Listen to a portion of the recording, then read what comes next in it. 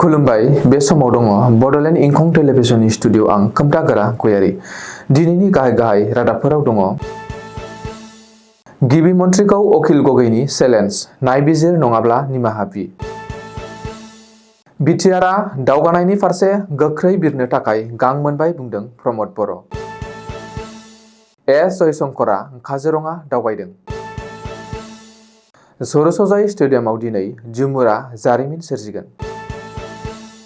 क'क्राझारनि मायनागुरियाव हाग्रानि मैदेरनि गाग्लोबनायाव सासे हिनजावसानि जिउ खहा। दानिया फैदिनि आबुं रादाबाव।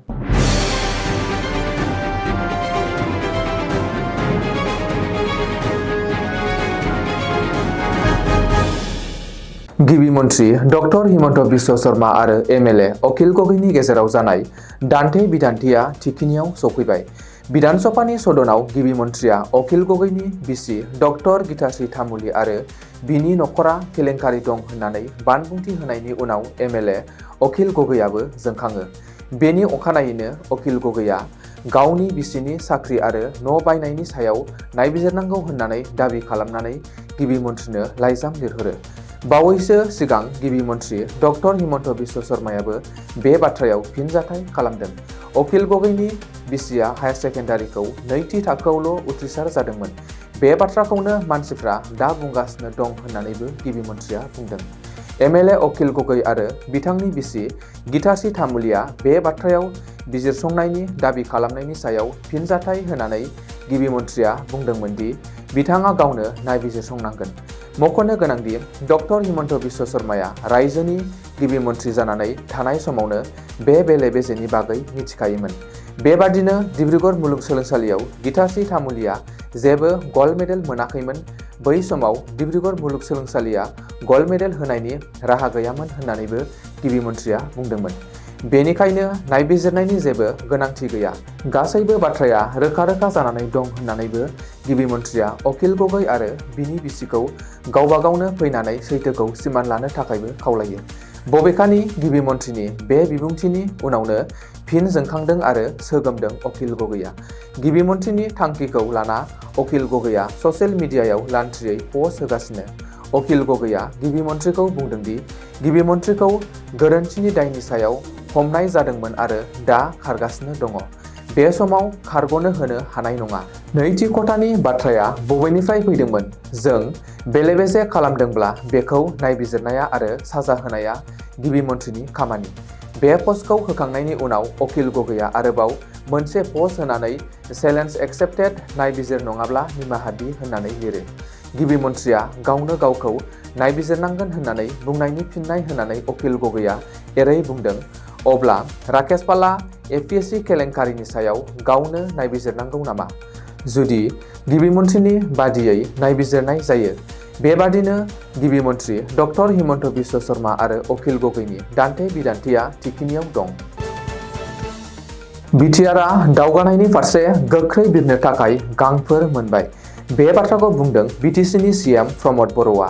गिबि मन्थ्रि डक्टर हिमन्त बिश्व शर्मानि मोनसे सानदांथि गोनां बिथांखि एडभान्टेज आसाम 2.0 नि गेजेरजों बिटिआरआव गोजोन आरो जौगाथायनि जात्रायाव थोजासे गोबां थुलुंगा आरो गोख्रैथि मोनगोन। बबेखानि भारतनि अष्टलकनि रायजोफोरनि जौगानायनि थाखाय गाहाय मन्थ्रि नरेन्द्र मदिनि सानदांथि गोनां एक्ट इस्ट खान्थिजों गोरोबनानै गिबि मन्थ्रि डक्टर हिमन्त बिश्व शर्माया आसामखौ भारतनि गोजौसिन रांखान्थियारि दिन्थिफुंनाय रायजोफोरनि गेजेराव मोनसे खालामनायनि फारसे दैदेनगासिनो।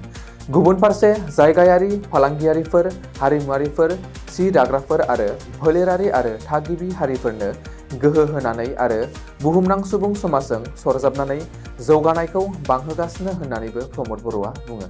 एडभान्टेज आसाम 2.0 इनभेस्टमेन्ट आरो इनफ्रास्ट्राक्चार समिट 2025 आव गला होनानै माखासे बाहायजायै गोहोफोरखौ दिन्थिफुंनो खाबु होनायनि थाखाय बिटिआरआ साबायखर होयो आरो बिटिआरआव रां थाखानाया आसामनि गोजों इयुनाव माबोरै खाथायगासिनो बेखौ जों दिन्थिगोन।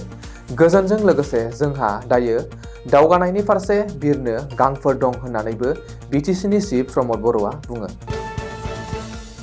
बायजोआरि मन्थ्रि एस जयशंकरआ दिनै फुङावनो काजिरङा नेशनेल पार्क दावबायदों।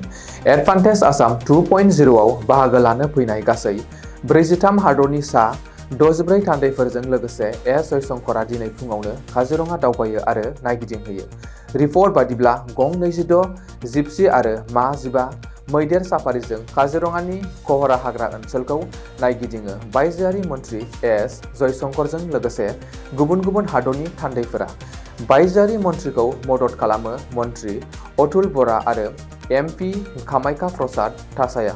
मख'नो गोनांदि बायजोआरि मन्थ्रि एस जयशंकरआ रबिबारखालि बेलासियाव गुबुन गुबुन 43 हादरनि सा 64 थान्दैफोराबो गंसे जर'खा बिरखंजों जरहाटनि रौनिया बिरखं गाथोनाव सफैदोंमोन।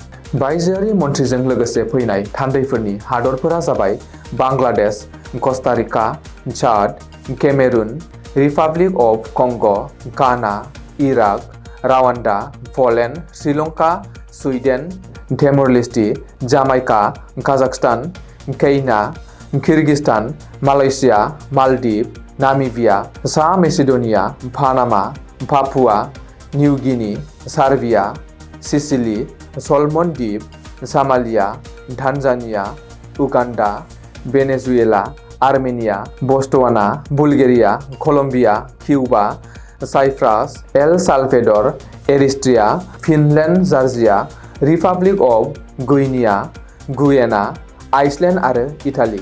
रिपर्ट बादिब्ला दिनै फुङाव काजिरङा नेशनेल पार्कआव दावबायनायनि उनाव हानजाया जरहाटनि बिरखं गाथोनाव फैफिनो आरो बेनिफ्राय गुवाहाटीसिम मोनसे जुनिया बिरखंजों फैयो। गुवाहाटी नोगोरमानि सरसजाई स्टेडियामआ दिनै फिन जारिमिन सोरजिगोन। साहा बागानिया हारिनि दोरोङारि मोसानाय झुमुराबो दिनै जारिमिन सोरजिगोन। बेनि थाखाय गासैबो थियारि जाबाय। मख'नो गोनांदि सा 9600 निबो बांसिन मोसाखावरिफोरा दिनै मोनसे जायगायावनो झुमुर मोसानानै जारिमिन सोरजिगोन। आसाम सोरखारनि हारिमु बिफाननि बानजायनायाव बे हाबाफारिखौ लानाय जादों। बे जारिमिनारि बुब्लिनि साखि जागोन गाहाय मन्थ्रि नरेन्द्र मदि आरो एडभान्टेज आसाम 2.0 आव बाहागो लानो फैनाय गुबुन गुबुन मोन 60 हादरनि राजखान्दैफोर, हादरनि गोजौ आरो जौसिन बिजिरसालिनि बिजिरगिरि आरो दारिमिनगिरिफोरा। मख'नो गोनांदि बे हाबाफारिया 16 मिनिट 32 सेकेन्डनि समनि थाखाय जागोन। बेनि सिगां खनसेयैनो एसेबांमानि मोसाखावरिफोरा मोनसे जायगायावनो झुमुर मोसानानै दिन्थिफुंनाय जायाखैमोन। रिपर्ट बादिब्ला आसामनि मोन 27 जिल्लानि गासै 9600 रेजिडेन्ट मोसाखावरिफोरा बे झुमुर बिन्दिनि फोरबोआव बाहागो लागोन। बिसोरनि गेजेराव सा 5399 आ आइजो मोसाग्रा, सा 2175 आ हौवा मोसाग्रा आरो सा 2074 आ दामग्रा देग्राफोर। झुमुर बिन्दिनि फोरबोआ दिनै मोनाबिलि 6 रिंगायाव जागोन। बेनि थाखाय नायगिरिफोरा बेलासि 3 रिंगा सरसजाई स्टेडियामआव हाबनो नांगोन। गिबि मन्थ्रि डक्टर हिमन्त बिश्व शर्माया सिगाङावनो फोसावदों दि झुमुर बिन्दिनि फोरबोआव बाहागो लानाय साफ्रोम आरिमुगिरिफोरनो 25,000 रां अनसुंथाइ होनाय जागोन। बे जारिमिनारि साननि थाखाय सर' एबा प्रेक्टिस खालामनाया थांनाय माखासे साननिफ्रायनो सोलिगासिनो दंमोन। क'क्राझाराव दिनै हाग्रानि मैदेरनि गाग्लोबनायाव सासे उन्दै बैसोनि हिन्जावसानि जिउ गोमादों। कसुगाव फरेस्ट डिभिजननि बेन्दोंआव थानाय दुमुगुरि ओनसोलनि मायनागुरि गामियाव जादों बे जाथाया। हाग्रानि मैदेरनि गाग्लोबनायाव जिउ गोमानाय उन्दै बैसोनि हिन्जावसाखौ मायनागुरि गामिनि थागिरि सपन मुसाहारिनि फिसाजो फुंजा मुसाहारि होननानै सिनायथिनो हादों। रिपर्ट बादिब्ला जाहारनिफ्राय ओंखारबोनाय मैदेरनि गाग्लोबनायाव फुंजा मुसाहारिया जाथाइसालियावनो जिउ गोमायो। बे जाथायनि बागै खौरां मोननाय लोगो लोगो जायगानि पुलिस आरो हाग्रा बिफाननि मावफारियाफोरा जाथाइसालियाव थांनानै फुंजानि गोथै सहखौ बोखांहोयो आरो पस्टमर्टेम आनजादनि थाखाय दैथायहरो। मख'नो गोनांदि सोलिफु फेब्रुवारि दानाव बे ओनसोलाव हाग्रानि मैदेरनि गाग्लोबनायाव सुबुंनि जिउ गोमानाया नैथि जाथाय। बेनि सिगां थांनाय 13 फेब्रुवारि खालारखालि सत्यवती बसुमतारी मुंनि सासे बैसोगोरा आइजोआ जिउ गोमादोंमोन। दिनैनि रादाबा एसेनोसै। गोजोन्थों।